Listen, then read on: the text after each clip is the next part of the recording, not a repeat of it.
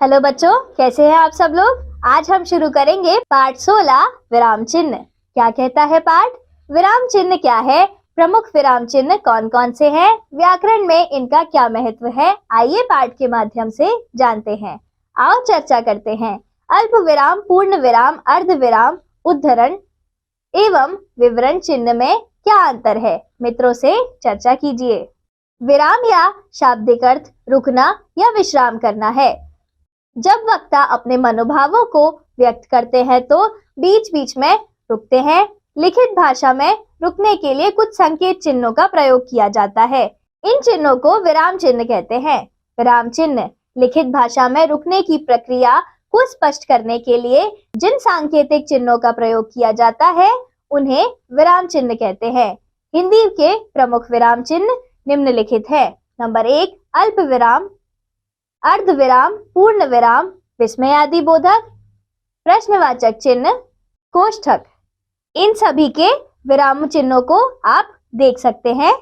निर्देशक चिन्ह, उद्धरण चिन्ह, विवरण चिन्ह, योजक चिन्ह, लाघव चिन्ह, त्रुटि पूरक, हंसप्रद। नंबर 1, अल्प विराम। किसी भी एक वाक्य को पढ़ते या बोलते समय बीच में थोड़ी देर रुकने के लिए अल्प विराम का प्रयोग होता है। इसका प्रयोग निम्न प्रकार से होता है। क, एक स्थान पर प्रयुक्त नामों को अलग करने के लिए परंतु अंतिम नाम से पहले और या तथा शब्द का प्रयोग होता है, जैसे राम, करीम, गोपाल और नेहा। ख, संख्या के क्रम के बीच में, जैसे 1, 2, 3, 4 और इसी तरह 12 तक आदि। ग, संबोधन के बाद मित्रों, भाइयों आदि।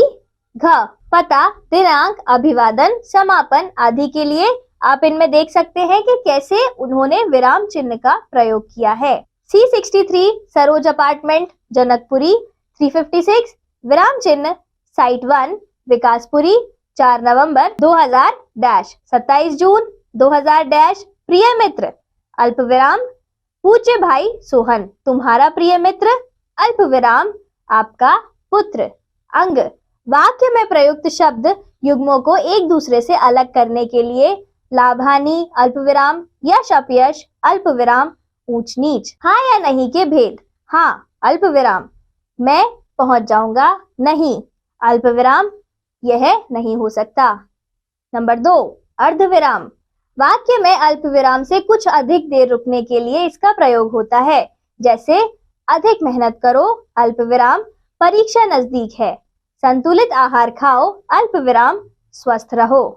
नंबर 3, पूर्ण विराम।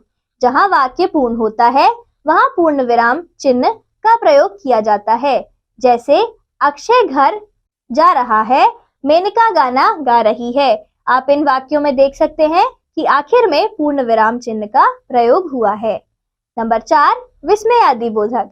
विस्मय, हर्ष, शोक, आश्चर्य, घृणा आदि को प्रकट करने वाले शब्द, शब्दांश या वाक्य के अंत में विस्मय आदि बोधक चिन्ह का प्रयोग किया जाता है, जैसे हे भगवान। आप देख सकते हैं यहाँ विस्मय आदि बोधक चिन्ह का प्रयोग हुआ है। अब मैं क्या करूं? ईश्वर तुम्हें कुशल रखे। फिर विस्मय आदि बोधक चिन्ह। प्रश्नवाचक, इसका प्रयोग प्रश्नवाचक वाक्यों के अंत में किया जाता है, जैसे क्या आप भी घर जा रहे हैं? प्रश्नवाचक। धीरज कहाँ होगा? प्रश्नवाचक चिन्ह।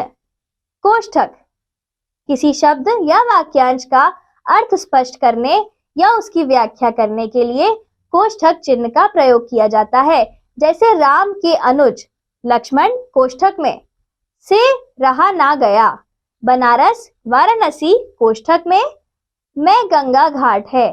निर्देशक चिन्ह, इस चिन्ह का प्रयोग आगे आने वाले विवरण को संकेतित करने, संवादों में आगे आने वाली संज्ञा को संकेतित करने के लिए किया जाता है, जैसे कमल तुम घर चली जाओ, सुमित भैया ऐसा ना कहो।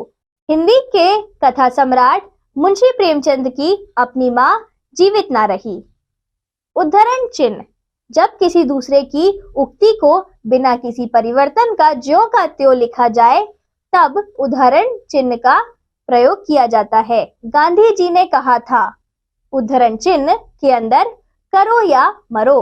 रामायण में लिखा है, उद्धरण चिन्ह के अंदर जैसा करोगे वैसा भरोगे। विवरण चिन्ह किसी विषय को क्रम से लिखने या विषय क्रम व्यक्त करने के लिए विवरण चिन्ह का प्रयोग होता है। जैसे संज्ञा के 3 भेद होते हैं। विवरण चिन्ह 1 व्यक्तिवाचक, 2 जातिवाचक, 3 भाववाचक। नंबर 10 लाघव चिन्ह किसी बड़े शब्द को संक्षेप में लिखने के लिए उस शब्द के पहले अक्षर के बाद लाघव चिन्ह लगाया जाता है। जैसे पंडित को पंग लिखकर उसके आगे लाघव चिन्ह लगाना, डॉक्टर को डॉ लिखकर उसके आगे लाघव चिन्ह लगाना। 11 योजक चिन्ह। योजक चिन्ह का प्रयोग सामासिक पदों और शब्द युग्मों के शब्दों के बीच किया जाता है। जैसे सुख दुख, माता पिता, राजकाज, उठते बैठते, कमल सा, गुलाब सा, कभी कभार, गिरते पड़ते, इन सभी के अंदर योजक चिन्हों का प्रयोग हुआ है। त्रुटि पूर्वक या हंस पद वाक्य में गलती से जब कुछ छूट जाए तब उपयुक्त शब्द ऊपर लिख दिया जाता है। उसे दिखाने के लिए त्रुटि पूर्वक का प्रयोग किया जाता है। जैसे मोहन मुझे एक पत्र लिखा था।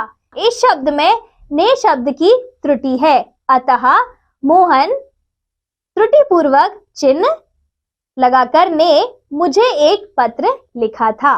पाठ पढ़कर हमने सीखा लेखन में स्पष्टता लाने के लिए विराम चिन्हों का प्रयोग किया जाता है। प्रमुख विराम चिन्ह है पूर्ण विराम, अर्ध विराम, अल्प विराम, प्रश्नवाचक, विस्मय सूचक, योजक, त्रुटिपूरक, हंस पद, निर्देशक, उद्धरण, कोष्ठक, विवरण, लाघव आदि। कुछ विराम चिन्ह वाक्यों के अंत में लगते हैं और कुछ वाक्य के बीच में। धन्यवाद बच्चों, अब हम मिलेंगे अगले पाठ में।